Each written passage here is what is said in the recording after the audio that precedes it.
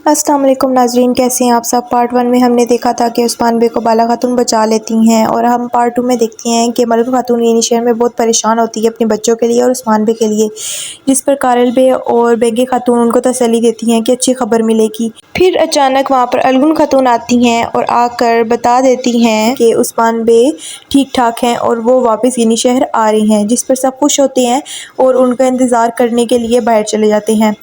और फिर हम देखते हैं फ़ातिमा को और हलीमा को, जो ये कह रही होती हैं कि फ़ातिमा कहती है कि बाबा हमारा ख़्याल नहीं कर रहे, वो सिर्फ भाइयों को अपने साथ रखती हैं, लेकिन हलीमा तुम फ़िक्र मत करो, हम भी जंग पर जाएंगे और मैं तुम्हें हमेशा अपने साथ रखूँगी। और फिर हम देखते हैं बाला खातून जो उस्मान बे के लिए आती हैं उस कबीले में, वो कुछ देर के लिए वहाँ पर रहते हैं और उस्मान बे बाला खातून और सालार बे का शुक्रिया अदा करते हैं और फिर वहाँ पर कुछ बातचीत करने के बाद वहाँ से चले जाते हैं और उस्मान बे सालार बे को अपने दीवान में आने के लिए दावत देते हैं कि वो अब से उस्मान बे के सबसे करीबी सरदार होंगे और हर फैसला उस्मान बे उनके साथ शेयर करेंगे। और ये सारी बातें करने के बाद वो वहाँ से चले जाते हैं।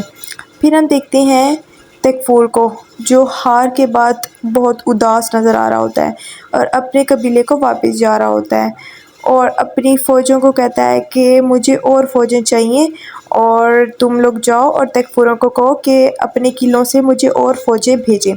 फिर हम ये शहर देखते हैं जहाँ पर बाला खातून उस्मान बे के साथ होती हैं और वो उस्मान बे का मुंह धुलवाती हैं क्योंकि उस्मान बे जंग से वापस आते हैं और वो उस्मान बे से कहती हैं कि हम हर दुश्मन को शिकस्त दे देते हैं उस्मान बे।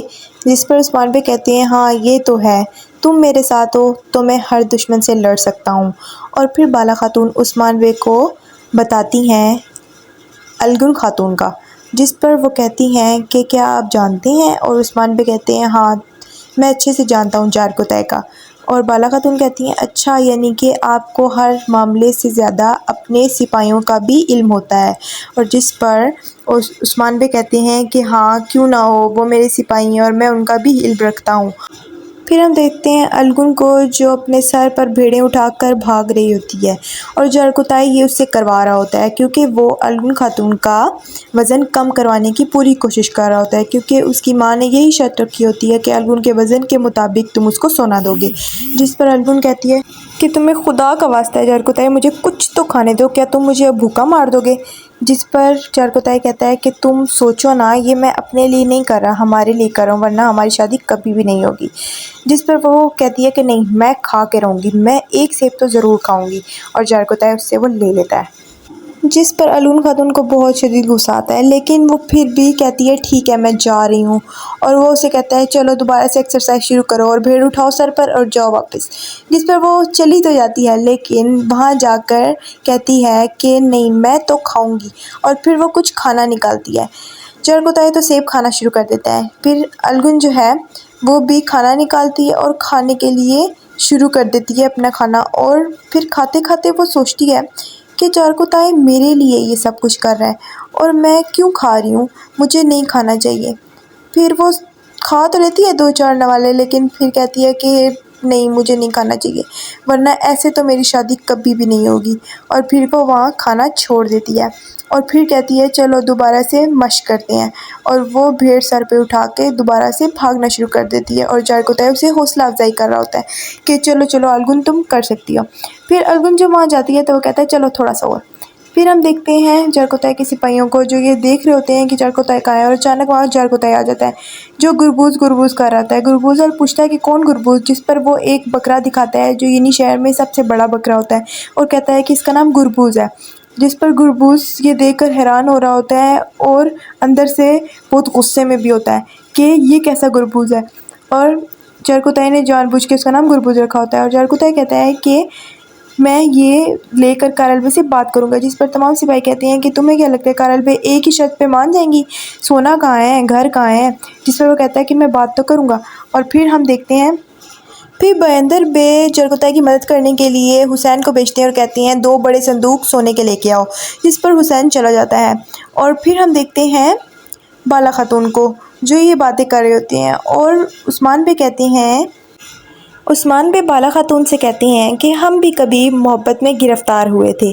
जिस पर बाला खातून कहती हैं थे, मतलब हम अब बूढ़े हो गए हैं। जिस पर उस्मान बे कहते हैं कि नहीं नहीं, ऐसी बात नहीं है, मैं अब भी पहले दिन की तरह तुम्हारी मोहब्बत में गिरफ़्तार हूँ। और फिर वो कहते हैं कि अब यानी कि निकाह का वक्त है, तो हमें अलगुन के लिए जारकोताय से बात करनी होगी और जारकोताय के लिए अलगुन का हाथ मांगना पड़ेगा। तो चलो देर किस बात की, जाकर कारल बे से उसका हाथ मांगते हैं। फिर हम देखते हैं कि जारकोताय कारल बे को वो बकरा दिखाता है, जिस पर वो बहुत खुश होती हैं और कहती हैं कि चलो तुमने मेरी एक शर्त तो पूरी की, और गुरबूस बकरा जो गिनी शहर में सबसे बड़ा है तुमने मुझे तोहफे में दिया है। चलो अब मुझे बताओ कि एक शर्त तो पूरी हुई, सोना कहाँ है? जिसके ऊपर जारकोताय कहता है सोना वो मैं अगर शादी के बाद दे दूँ। और उसके बाकी सिपाही भी कहते हैं कि आप उसको ज़रा कम कर दें ताकि जारकोताय थोड़ा थोड़ा करके दे सके। लेकिन कारल बेन कहती हैं कि ये मैं अपने लिए नहीं मांग रही बल्कि अपनी बेटी के मुस्तकबिल के लिए मांग रही हूँ। जिस पर वहाँ पर बे अंदर आता है और कहता है कि तो ये सही वक्त है, मैंने एक वक्त में जारकोताय से कर्ज़ लिया था तो मैं उसे अदा कर रहा हूँ।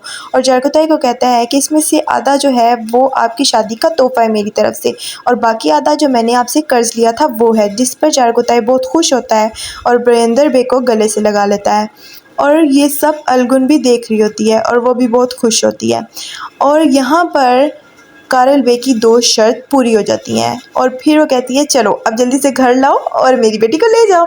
जिस पर जारकोताय कहता है घर, और उस्मान बे ये देख रहे होते हैं और उस्मान बे वहाँ पर आ जाते हैं और पूछते हैं जारकोताय क्या हुआ है, तुम मेरे बगैर क्या करने की कोशिश कर रहे हो? जिस पर वो कहता है कि उस्मान बे मैं आपसे बात करने ही वाला था लेकिन मैं नहीं कर सका क्योंकि आप मसरूफ़ थे। जब से वो कहता है कि तुम यहाँ पर अलगुन का हाथ मांगने आए हो, वो भी मेरे बगैर मेरी हवेली में। और फिर वो कहती है कारल बे कि ये हाथ नहीं मांगने आया बल्कि अभी तक मैंने दिया ही नहीं है। जिस पर उस्मान बे कहते हैं कि अच्छा मुझे बताएं कि आप क्या चाहती हैं? और वो बताती हैं कि मैंने तोहफे मांगे थे, इसने दे दिए, मैंने सोना मांगा, इसने वो भी दे दिया, अब मुझे घर चाहिए जहाँ पर अलगुन और जारकोताय रहेंगे। जिसके ऊपर उस्मान बे कहते हैं वो भी मिल गया, अब मैं हाथ मांगूंगा। जिसके ऊपर जारकोताय बहुत खुश होता है और उस्मान बे को अपने गले से लगा लेता है और तमाम सिपाही ये देखकर बहुत खुश हो रहे होते हैं। और उस्मान बे कहते हैं कि चलो अब शादी की तैयारियां शुरू करो। फिर हम देखते हैं नईमान को, जो जासूसा नईमान के पास रखवाई थी असरीगर ने, वो उसको खाने में बेहोशी की दवाई दे देती है। फिर हम देखते हैं जारकोताय को और अलगुन खातून को। उस्मान बे अलगुन खातून का हाथ मांगते हैं और कारल बे कहती हैं जारकोताय से कि तुम मेरी बेटी का खूब ख्याल रखोगे। और जिसके ऊपर वो अपनी बेटी से भी पूछती हैं क्या तुम राज़ी हो, और वो रज़ामंदी ज़ाहिर कर देती है।